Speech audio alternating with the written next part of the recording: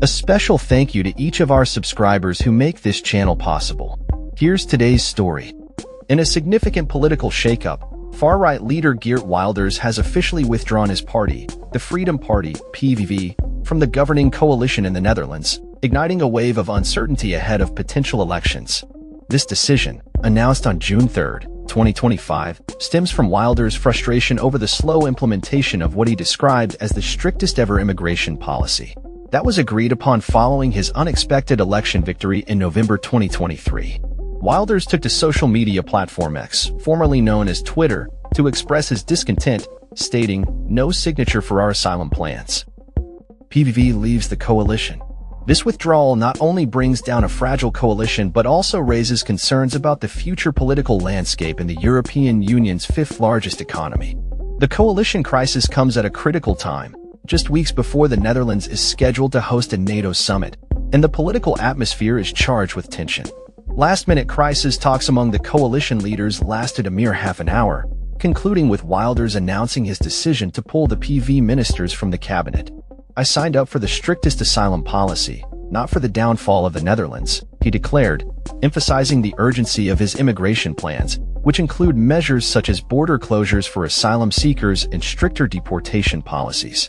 The political ramifications of Wilders' decision are profound, as polls indicate that his party remains the strongest in the country, although the competition is tightening, particularly from the left-wing Green/Left Party and the liberal VVD Party. VVD leader Dylan Jesselgaas criticized Wilders' move as super irresponsible, expressing fears that it would pave the way for left-wing parties to gain ground.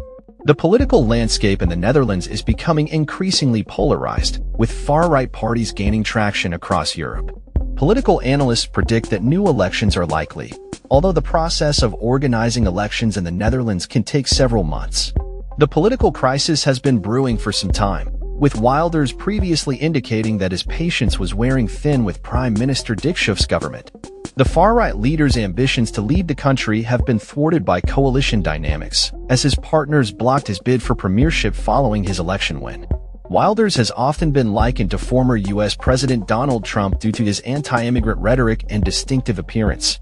His hardline stance on immigration and asylum policies has resonated with a segment of the Dutch electorate, but it has also drawn criticism from political and legal experts who argue that his proposals are unworkable or even illegal. As the political crisis unfolds, the future of the coalition government hangs in the balance, with Wilders' next moves being closely watched by both supporters and opponents.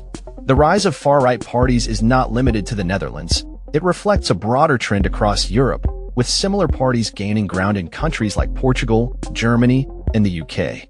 With elections on the horizon and a divided political landscape, the coming months will be crucial in shaping the future of Dutch politics and its stance on immigration.